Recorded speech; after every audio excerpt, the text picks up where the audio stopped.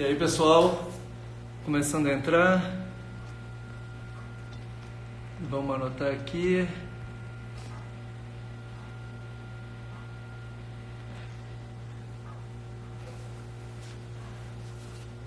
Tudo bom, minha gente? Live surpresa. Ontem na nossa live de ontem que eu fiz lá na Biocinética, eu consegui mostrar um caso de um paciente com artrose de joelho. Inclusive eu acabei de postar esse caso na minha timeline. Dê uma olhada, o caso é muito legal. É um caso de um paciente com artrose de joelho direito, um joelho em valgo, aquele joelho com uma deformidade, um desalinhamento para dentro. E o artrose mais comum é o que a gente chama de joelho invário, aquele joelho alinhado lateralmente. E esse é o paciente com joelho em valgo, ou seja, o joelho para dentro. Vou mostrar para vocês aqui. Pessoal, se não estiverem conseguindo ver, vocês me avisem, tá?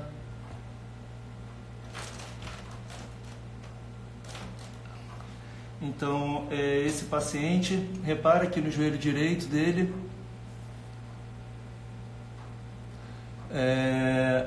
E esse é um joelho menos comum, uma artrose menos comum. O que normalmente a gente costuma ver, analisar no paciente com artrose clinicamente, é o quanto que essa pessoa tem de espaço intraarticular. É uma das características clínicas que os médicos usam para ver o nível de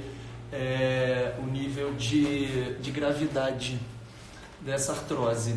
Esse paciente, eu vou mostrar aqui para vocês de novo. Olha que legal que a gente consegue ver com uma análise biocinética. A gente não consegue calcular o espaço intraarticular, não é o objetivo, mas fica muito claro se vocês olharem aqui. Olha só que legal. Vocês estão vendo que existe uma redução do espaço lateral e um aumento do espaço medial. Todo mundo consegue ver isso?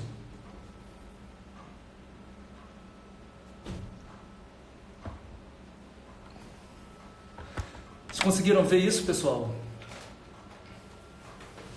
Esse aumento do espaço, essa redução do espaço lateral do joelho, ela é uma das características da artrose, né? Você vai deformando um compartimento e você vai aumentando o espaço intraarticular do outro, e com isso existe uma alteração na distribuição de carga nesse joelho.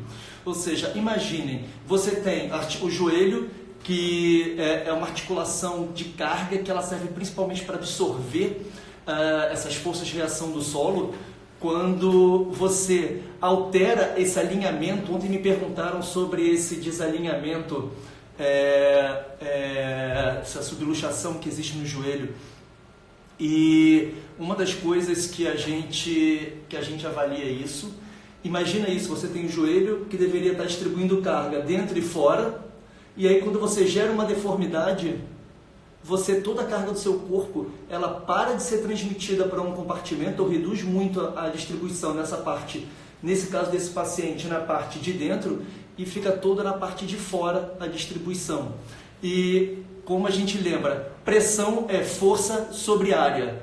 Se você tem a força do seu corpo sendo descarregada numa área menor, porque você tem esse desalinhamento, você aumenta a pressão naquela região, e com o passar do tempo você vai aumentando ainda mais essa degeneração do joelho. Então esse é um caso bem legal, porque fica muito assim, na imagem é muito clara. Aqui nos gráficos a gente consegue ver que esse paciente tem em torno de 15 graus de valgo. É algo bem intenso, tá? Bem grande, é um valor bem acentuado. Só que o legal é que clinicamente esse paciente, ele relatava que ele tinha limitações, é um paciente de 73 anos, mas ao mesmo tempo não eram limitações tão severas, ou seja, as limitações que ele tinha funcionais não necessariamente ela correspondia, as limitações na verdade nos exames de imagem não necessariamente elas correspondiam às limitações funcionais. Então esse paciente ele ainda não tinha uma indicação formal para prótese pela capacidade funcional dele, pelos exames de imagem dele, ele já tinha essa indicação, pela perda, pela desgaste do compartimento lateral. Então, uma das coisas que é nosso papel como fisioterapeutas, como professores de educação física, é manter a funcionalidade desse paciente o máximo possível. Tá? Se a gente não conseguir manter a funcionalidade desse paciente e ele for reduzindo a capacidade funcional que ele consegue fazer no dia a dia dele e a dor for aumentando, aí ele completa todos os critérios para fazer uma prótese. Então a gente tem um papel fundamental nessa fase desse paciente. E temos que entender, todos vocês que estão assistindo vocês têm esses pacientes nesse período de quarentena, é essencial que vocês prescrevam exercícios para eles, para eles manterem essa funcionalidade, tá, pessoal? É essencial. Não deixem o paciente de vocês que estão nesse estado de degeneração do joelho, ele ficar sem exercício nesse momento. Talvez a recomendação mais forte que a gente tem na literatura deixa eu adicionar aqui o Gustavo. Vou explicar por que a gente está começando aqui com o Gustavo Asmar também. Ele está entrando.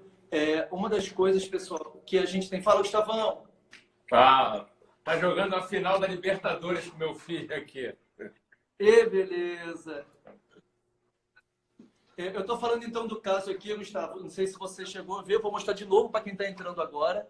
Estão conseguindo ver esse joelho? Aqui é um paciente com uma artrose no joelho, bem clara, um joelho em valgo, joelho direito, eu botei em vermelho em valgo. E esse paciente tem uma artrose compartimento lateral, fica muito claro aqui no exame da biocinética. Olha que legal que a gente consegue ver, Gustavo. Olha a redução do espaço articular lateral e um aumento aqui do bocejo medial desse joelho. E quando a gente pensa em clinicamente, você como ortopedista, talvez essa seja uma das coisas mais importantes que você avalia para você dar um grau de gravidade, né, de quanto que esse joelho está avançando. Você quer falar um pouco sobre as classificações de Albach, de Cohen-Lawrence, para o pessoal entender como que você classifica a gravidade desse joelho? Xará, eu acho que a gente vai até falar a classificação de Albach aqui, dos espaços, grau 1, grau 2, 3. Só que eu sempre falo com você, eu acho que a gente tem que pegar o fisioterapeuta, que é o teu grande público aí, e fazer entenderem o porquê que você está fazendo esse exame. Tô ouvindo, né? Calma aí, pode falando. Entendeu? Então, essa classificação, eu não uso em nada ela para o meu dia a dia, tá? Não vou ficar falando de livros. Classificação de Albach, você tem espaço medial, espaço, enfim, grau 1, grau 2, não uso. Eu uso muito o quê? Para a gente indicar uma prótese para o doente, dor, não ter dor. Eu já fiz prótese de joelho em Albach 2, que na verdade você tem o espaço ainda preservado, e já tratei artrose grau 4 de Albach conservador, porque não tinha dor. Então, a gente tem que pensar sempre que a artrose do joelho, eu cheguei a ver um pouquinho da live do Decoração antes de entrar, você tem que pensar em função, tá? A prótese é uma cirurgia de salvamento para o joelho, tá? Então, a gente tem que pensar isso. A gente vai salvar uma pessoa. É para ele ir no banco, é para ele ir na feira, é para ele não tomar anti-inflamatório. Então, essa é a minha abordagem quando eu vou pegar alguém com artrose, tá? Você pegar uma paciente com valgo, eu até mandei a pergunta para ele do caso, né? Val, você espera, você sabe que você vai ver no raio-x, você sabe que você vai ver no exame biocinético. A questão é alguns achados extras que tem. A minha pergunta para ele foi, até do vídeo que ele botou no Instagram. No Instagram é possível aprender sim, se você tiver referência prévia. Xará, você tem essa hiperextensão do joelho, ótimo. Mas a hiperextensão do joelho, você vai proteger um pouco a contratura posterior de cápsula, que é o que a gente mais vê de problema, né? Aquela pessoa que vai uma contratura inflex do joelho, aumentando a pressão intracompartimental e gerando muita dor. Tanto é que tem pessoas que fazem até uma cirurgia atualmente, liberação de cápsula posterior, eu não tenho o hábito de fazer. Então, eu estou tentando achar um paciente que a gente tenha isso. Hã? Eu estou tentando achar algum paciente aqui que a gente tenha isso. Então, isso é muito importante. Ele falou, Xará, não, mas aí tem a hipoatividade do quadríceps. Aí que ele começou a me explicar a questão de como você pode, com esse achado, isso eu realmente não entendo nada, como é que você vai melhorar contra um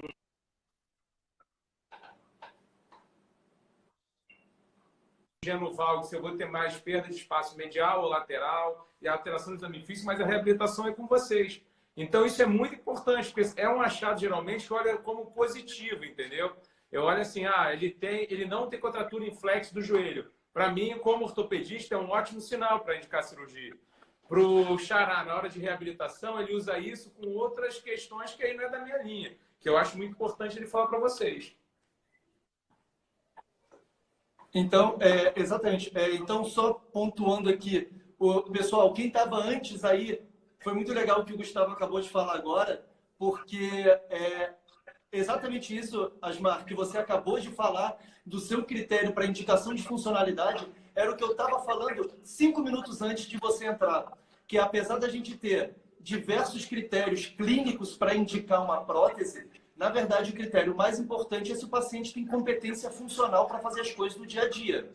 Então, e esse paciente, apesar de, pelos exames de imagem, ele teoricamente teria uma indicação de prótese pelo grau de degeneração que ele tem 73 anos e ainda conseguia fazer as coisas sozinho. Então, assim, ainda conseguia caminhar, ainda conseguia fazer as atividades. E eu estava falando que um dos papéis mais importantes nessa fase é o fisioterapeuta, professor de educação física também, conseguir manter esse paciente forte e com arco de movimento adequado para que ele não perca essa capacidade funcional. Então, isso é a função de vocês sempre, legal, né? No paciente desse, então... Exatamente, porque se a gente deixa esse paciente perder isso, e eu comentei com o pessoal, nesse período de quarentena, a tendência desses pacientes idosos é reduzir as atividades deles de exercício. Então, a gente tem que ter a função, gravem vídeos, peçam para os idosos, moram com alguns familiares para ajudar a ligar um celular, para fazer uma live, para fazer um atendimento online, porque esse paciente não pode, de jeito nenhum, ficar sem fortalecimento. O grande problema, Gustavo, que é... Não, o que eu ia falar é o seguinte, eu recebi um monte de questionamentos de profissionais que eu indico para os pacientes. Mas o meu conselho não permite eu fazer coisa online. Eu falei, agora, eu não estou pensando em conselho, eu estou pensando em idoso que vai morrer em casa. Foi até o que eu falei na matéria mais cedo hoje no jornal hoje. Se esse paciente ficar parado em casa, vai morrer. Doença coronariana, hipertensão, diabetes, AVC, você achar que você vai mandar um videozinho para ele vai imitar você fazendo, não vai fazer, entendeu? O idoso confinado, a gente vê quando o idoso, o fisioterapeuta que está aqui, que tem experiência hospitalar, se frequenta hospital, não só consultório, você sabe que o idoso acamado, se você não bota ele em pé, ele entra num quadro de depressão, ansiedade, de perda de consciência muito rápido. Então, se você achar que você vai mandar um videozinho para ele pelo WhatsApp, pelo Instagram, ele vai entrar, vai abrir, vai te copiar, não vai. A função motivacional é muito importante. Você pega um fisioterapeuta que às vezes não tem o conhecimento do Leporassi, de biomecânica, de tudo, mas tem uma capacidade do idoso se mexer que vai ter um resultado excelente. Então, com a população idosa, essa questão comportamental, motivacional é muito importante. Tem um artigo que mostra do British Journal que você fica, não idoso, hein? Se você fica 15 minutos em pé a cada 2 horas do seu trabalho, você reduz o risco de mortalidade. Imagina no idoso em casa. Então, a hora agora é novo, é guerra. Se você vê o primeiro... É guerra, pessoal. Isso não guerra. É brincadeira. Exatamente. Guerra. É guerra. Você vê... Cara, não sou eu que estou falando. É o chanceler do Reino Unido, que eu vi a entrevista dele ontem, só procurar na internet. Ele vai injetar 75 bilhões de libras na economia, vai estatizar empresas privadas para não quebrar, medidas que foram usadas no pós-guerra. Angela Merkel faz um pronunciamento que o povo alemão não passou por nada disso desde a Segunda Guerra Mundial. Então, ela está fazendo pronunciamentos porque vai investir uma fortuna na economia e que a população tem que ir preparada para a guerra. Então, qual é a nossa função? O Xará até falou em termos de ser voluntário e tudo. eu acho super nobre a atividade, estou falando isso porque ele está aqui, porque eu falei para ele, eu acho que o mais importante agora do profissional de saúde é achatar a curva. A gente vai conseguir ou não vai? Não sei. A nossa responsabilidade hoje como profissional de saúde é essa. Como é que a gente pode achatar uma curva? Deixando as pessoas em casa e não indo para o hospital. Como é que um bom fisioterapeuta motivacional, preocupado com o seu aluno, o seu paciente, ele pode atuar? Ligando o FaceTime, o Skype e falar, se mexe, deixa eu ver se você está fazendo, faz isso. Vamos. Uma coisa muito mais nessa motivação de tirar ele da cadeira. Então, eu estou indo contra, acho perfeita essa... Até quando o Xará me chamou para falar com ele, eu achei super válida a campanha, tá? Um paciente com artrose. Esse caso é perfeito. Você acha que esse cara com dor no joelho, ou essa senhora, não sei se é minha mulher, que eu não peguei. Se você acha que, homem, você acha que ele com dor no joelho, 72 anos, dentro de casa, sem rotina, sem hábito, preso, vendo televisão, e não vai fazer exercício? Não vai fazer nada. Vai morrer de dor e ainda vai procurar emergência e fazer medicação venosa. E aí, Gustavo, uma das coisas que, entrando no tratamento desse paciente, eu quero mostrar de novo uma coisa aqui, tá? Só pra gente pensar. Pessoal, o que motivou essa live foi quando, assim que eu postei fiz esse post aqui na minha timeline, o Asmar mandou um direct para mim falando, cara, mas será que não é bom esse paciente fazer essa extensão, porque aí ele não gera esse flexo de joelho? E, cara, o flexo de joelho nesses pacientes é péssimo, porque você gera uma translação posterior da tíbia e você subluxa o joelho desse paciente. É um caos depois para esses caras operarem, fazerem a prótese, porque você altera ainda mais a área de contato. Você tem que aumentar o corte tibial para conseguir aumentar o espaço. Eu quero te mostrar uma coisa, Gustavo, só para você ver. Olha que legal, pessoal. Vocês estão vendo o vídeo aí? Tá conseguindo, né? Tô. Olha só, olha quanto que ele faz aqui de recurvatum. Aí não dá para ver não, tá dando reflexo. Ele faz 15 graus de recurvatum, tá? Não dá para ver, então fica só no vídeo. Ele faz 15 graus de recurvatum. 15 graus de recurvatum, esse paciente. O que que acontece? É claro, o que a gente tem um nível de evidência grau A, assim, evidência altíssima, de que o fortalecimento do quadríceps, ele melhora a funcionalidade e reduz o quadro de dor em pacientes com artrose. O grande problema é que na fisioterapia, na academia, esse cara fica 1 hora, talvez 2, 3 vezes por semana, ativando o quadríceps, fazendo exercício de agachamento, senta e levanta, cadeira extensora e diversos outros. E ele fortalece o quadríceps, porém, quando esse cara vai para casa e ele faz a atividade do dia a dia dele, ele não usa esse quadríceps, ele está inibindo completamente essa musculatura. Então, é uma matemática bem simples. Ele passa 1 hora do dia dele ativando com a fisioterapia, com a educação física, e ele passa 23 horas inibindo.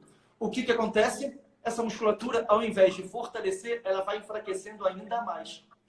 Então, esse músculo ele vai entrando num grau que a gente chama de inibição artrogênica, ou seja, é uma inibição por dor, que cada vez isso aqui vai aumentando. E aí, Gustavo, tem o efeito oposto. Ao invés de você não ter o flexo do joelho, que você fica com medo, esse cara começa a esgarçar todas as estruturas posteriores do joelho dele. E aí você tem cápsula posterior, tudo isso começa a ficar esgarçado. E aí o que acontece é que esse cara fica com o joelho ainda mais instável. Porque gera uma baixa instabilidade no joelho dele. Só que imagina um joelho que é completamente instável, só que sem quadríceps para ativar. Cara, isso é o que acaba com a funcionalidade desse paciente. E esse caso é muito legal porque ele vai exatamente contra, cara, o que a gente costuma ver, que foi o que você falou, que é o semiflexo do joelho. A pessoa que fica com o joelho mais dobrado, que você perde o arco final de extensão. Esse paciente é o contrário. Ele, no exame estático, ele já faz 25 graus de hiperextensão, cara. Então, assim, o grande problema que o que a gente tem que alcançar?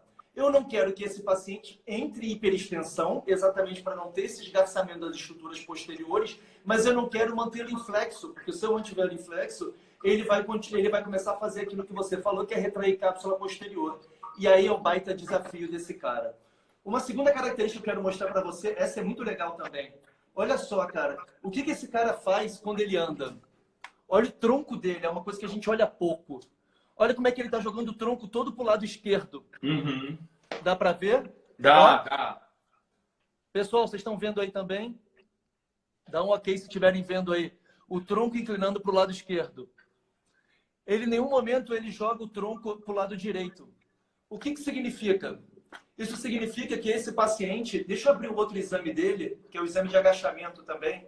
O significa que esse paciente, em nenhum momento, ele está jogando peso para o lado direito. Ele está o tempo inteiro inibindo o lado direito e sobrecarregando o lado esquerdo.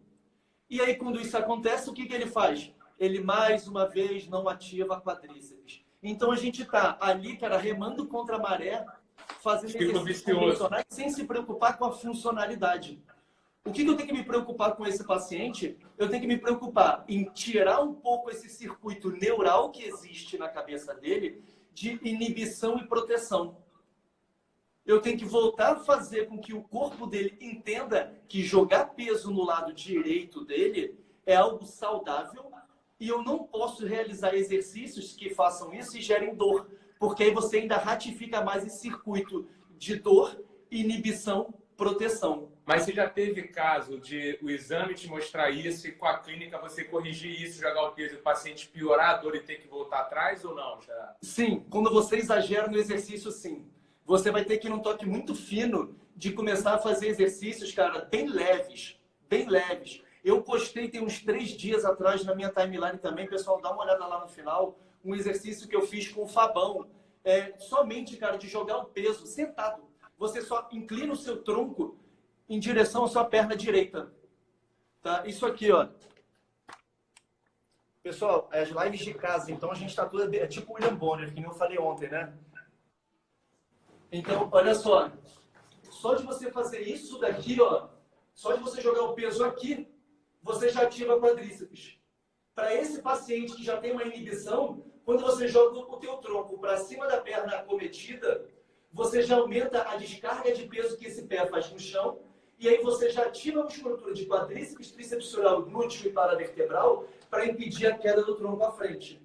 Se você quer aumentar ainda mais a dificuldade, o teu pé esquerdo pode ficar em plantiflexão. Você fica só... Dá para ver daí? Dá. Aqui, ó, estão vendo? Estou em plantiflexão. O meu pé esquerdo está na ponta do pé, eu estou fazendo só isso, ó. O meu pé direito está no chão inteiro. Gustavo, só isso daí já me gera... Isso é o que eu falo. Isso pra gente ortopedista que não entende nada de exercício, de reabilitação, pelo menos eu não entendo como vocês, obviamente, na minha especialidade, é ótimo a gente saber. Porque a gente escuta, vamos jogar o peso para o lado que está acometido, mudar. A gente já pensa em exercícios que são mais clássicos e não essas alternativas que você tem. Eu já penso assim, começar bem simples. Exatamente. Nunca imaginava um exercício desse para ativar quadríceps no joelho com artrose. E aí a gente pode usar de diversas alternativas. Quer ver? Eu vou botar a Nath aqui na live. Vamos fazer a brincadeira, já que está nessa... Vamos que ela também está aqui parada, vendo o celular. Ela está vendo, ela está na minha frente, só que ela está vendo a live pelo celular dela. Vem, Nath, senta aqui. Natália Faro. Então, uma brincadeira que a gente pode fazer, chega para frente na cadeira. O que eu vou fazer? Ela está com o pé direito dela no chão, cruza o braço no tronco, mantém a pelve neutra, ou seja, uma lordose... Não está dando para ver o pé no chão, não. Eu vou empurrar o tronco dela para o pé direito dela, ela não vai deixar. Não deixa te empurrar para lá. Eu estou empurrando ela para cá. Não deixa, não deixa. Só de eu fazer isso daqui, eu já ativei muito o quadríceps dele. Se eu quiser dificultar, eu faço a mesma coisa que eu mostrei antes. Fica na ponta do pé esquerdo. E não deixa eu empurrar. Gustavo, quer trabalhar concêntrico e excêntrico? Deixa eu te ganhar aos poucos, Nath. Excêntrico, agora você me ganha, volta com o tronco. Concêntrico. Deixa eu te ganhar. Excêntrico, vou me ganhar. Concêntrico. Obrigado, Nath. Daqui a pouco ela volta. E você acha não, quando você pega esses casos, eu não sei se são muito comuns ou não, eu nunca me atentei muito para isso, você consegue ganhar essa postura do tronco em mais ou menos quanto tempo numa população idosa dessa? Cara, difícil. Esse paciente é um paciente que é difícil a gente estimar. Difícil, né? Mas assim, eu tenho que garantir, porque eu uso muito para esse paciente, que eu identifiquei que ele tem aquela proteção de inclinar o tronco para o lado. Eu uso muito estratégia de tronco para ativar o quadríceps, porque a partir daí eu começo já a treinar o tronco dele a jogar peso para aquela perna. Mas eu espero, assim, cara, com 8 semanas a gente já tem um ganho bem significativo. Isso é só o começo. A Rita perguntou aqui também uma coisa bem legal. Só para não perder o raciocínio quando você lê a pergunta, eu acho que esse exercício ainda vai ser mais interessante ainda num pós-operatório de prótese, quando o paciente já não tem dor e você tem essa correção postural, né? Uhum. Porque imagina o paciente com dor, algumas mudanças dessa talvez demore. Agora, num pós-operatório de um doente desse, que vai ter todas essas alterações comportamentais, ele já não vai ter mais o quadro de dor articular. Eu acho que isso no pós-operatório, então, deve ter um resultado ainda melhor do que num caso desse que é uma artrose importante de joelho. Gustavo, os pacientes que eu atendo, o meu protocolo de reabilitação, de fisioterapia, falando como fisioterapeuta, pós-prótese, ele é um protocolo bem arrojado, tá? Eu já tento colocar o cara em cadeia fechada, assim, pelo menos encostar o pé na parede e fazer alguma irradiação para esse pé. Quando vocês já me liberam, falando, esse cara já está sem anestesia, a cirurgia correu tudo dentro do normal, a gente vai começar a ativar esse quadríceps, cara, no day one, depois da cirurgia. A gente tem feito cada vez mais bloqueio por isso, né? Bloqueio de femoral, justamente para começar a gerar um bloqueio muito mais sensitivo que motor. Cada vez mais a gente está fazendo isso. Exatamente. E o que a Rita perguntou aqui é que esse paciente ele apresenta essa alteração. Deixa eu ver se eu consigo abrir aqui Olha, esse aqui é muito legal. Olha só, Gustavo. Isso aqui que eu queria mostrar para vocês. Olha o agachamento desse cara, como é que ele está inibindo o lado direito dele. Olha como é que ele agacha. Calma aí, que não foi. Do lado que já tem contratura em valgo, né? Já tem uma baita deformidade em 15 graus, cara. Olha o agachamento dele, como é que ele agacha jogando todo o peso na esquerda. Esperado, né, Xará? Exatamente. E aí, o que adianta? Se você ficar fazendo para ele, senta e levanta, exercício de sentar e levantar, sem tirar essa proteção do lado esquerdo, você acaba fortalecendo muito pouco o lado direito. Você acaba fortalecendo muito pouco o lado direito porque, tá fazendo sentar e levantar, mas, na verdade, ele não está fazendo uma descarga, né? Ele não está usando o lado direito para isso. Está com exercício unipodal, né? Para proteger a articulação doente. Exatamente. O Vini falou aqui que ele costuma utilizar com oclusão e eletroestimulação muscular para potencializar a ativação e força do quadríceps. É uma alternativa. Tem evidência na literatura. Eu acabo usando menos, mas eu acho que funciona pra caramba, tá?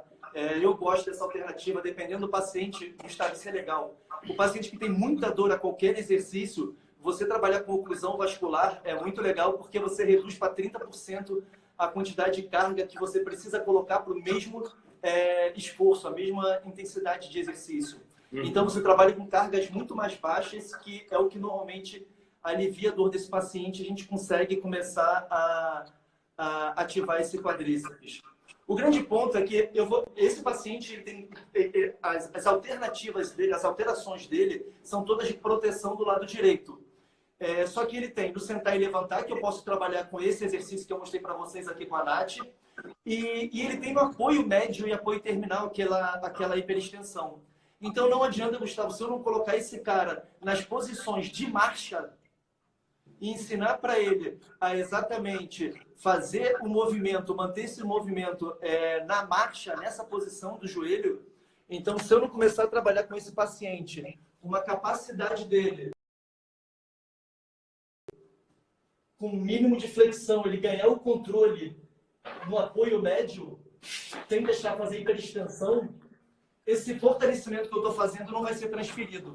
Eu preciso transferir o meu fortalecimento em algum momento para posições funcionais. Colocar esse cara na posição de resposta à carga, colocar esse cara na posição de apoio médio, que é o apoio unipodal, colocar esse paciente no apoio terminal. Se a gente não estimular o exercício dentro da função, aquele fortalecimento que a gente tem, ele não vai dar nenhuma alteração de movimento. E outra coisa, você falou, eu cada vez mais, como eu falei, meu anestesista faz muito mais bloqueios sensitivos para reabilitação precoce. Só que vamos, num caso que eu estou falando assim, de esse exercício, a gente faz muitas vezes prótese, a idade que eu acho ideal é de 65 e 75 anos. Só que tem muito paciente que fica postergando com muita dor e às vezes tem um cara que faz uma prótese com 83 anos. Eu brinco, pô, fez a prótese para ter no máximo 10 anos de boa qualidade de vida, né? Que eu acho que às vezes é uma conduta que eu não concordo muito. Aqui, ó. A quem chegou aqui, ó, Xará. Aqui, ó. Época de quarentena. Oi, meu amor! Aí, ó. Aí. Você tá fazendo muita bagunça aí com o papai em casa? Muita! Ah! Fala pro Pintou papai já um mandar as fotos avião pra mim hoje das comigo. bagunças que estão fazendo. É. Então, peraí, perdi o raciocínio. Então, a gente existe muito perfil de paciente, né? Então, por exemplo, agora em quarentena, essa tática que você me ensinou, eu não entendo nada. Vou chegar pro velhinho e falar, ó, bota o pé e joga o peso pro outro lado. Porque eu não sei se ele vai ficar levantando todo intervalo do jornal, enfim. Então, só para estar sentadinho, ó, bota na ponta do pé do outro lado e joga para esse. São alternativas, a gente está no caos, a gente está numa situação assim que as pessoas não estão entendendo muito bem o que está acontecendo, infelizmente. Eu estou assim num nível de estresse, ansiedade assim enorme, já pensando no caos, medo, enfim. E tem que ser mesmo, não tem pessoas querendo correr na praia, dizer que a vida é linda. Cara, agora é hora assim, ó, fica em casa, lava a mão, limpa móvel, fica quieto, torcer para daqui 15 dias, um mês, sobreviver, retomar nossos negócios, não quebrar, entendeu? O raciocínio é esse agora. Fora disso é utopia, é loucura. Nada disso aqui. O Puga botou aqui sacaneando a gente. Presto barba em promoção na farmácia. Quem falou Fazer isso? a barba, se você tiver sem barbeador em casa, não é eletivo. É melhor não fazer e ficar em casa. Quem falou isso? O Puga colocou aqui, deve ter sido o Denis que colocou, eu acho. Aonde? Não tá aparecendo para mim. O comentário aqui. É. E, cara, assim, eu não quero fazer barba nenhuma. Se for o Denis, eu fui no mercado na quarta-feira comprar água, comprar álcool, não tinha mais álcool no mercado, comprei água sanitária, fiz um estoque de para 15 dias. Outra coisa, tudo bem que o assunto é biomecânico, o pessoal fala, não estoca. Cara, não é estocar, mas para 15 dias a gente pode ficar doente a qualquer minuto. Tem que ter um estoque de 15 dias caso fique em quarentena. Agora, ir todo dia no mercado é loucura.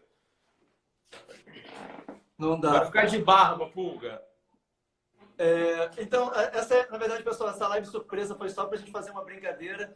Eu vou fazer aparições assim. Eu e o Gustavo, a gente fica o tempo inteiro, o Asmar, a gente fica o tempo inteiro. Ele posta uma coisa, eu vou lá, eu tenho um caso clínico, eu mando para ele manda para mim. E a gente faz isso com diversos amigos.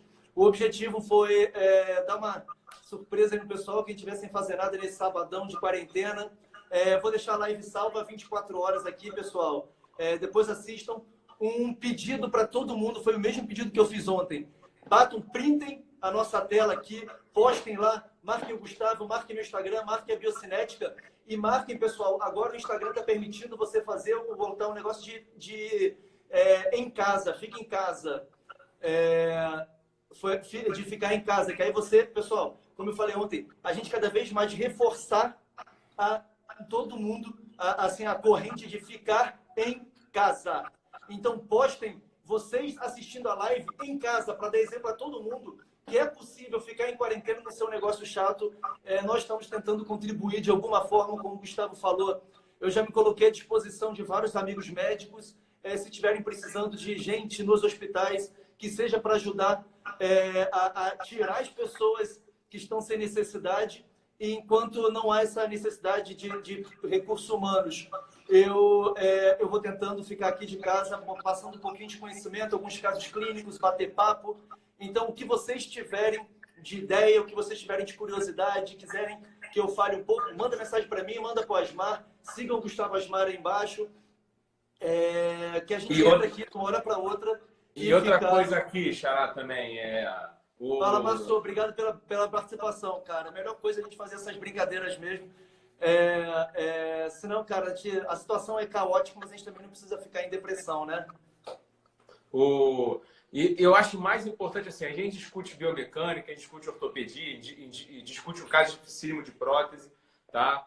Mas foi o que eu falei com o Xará ontem à noite, quando ele falou essa coisa de ser voluntário. Eu falei, agora, independente de qual seja a sua especialidade.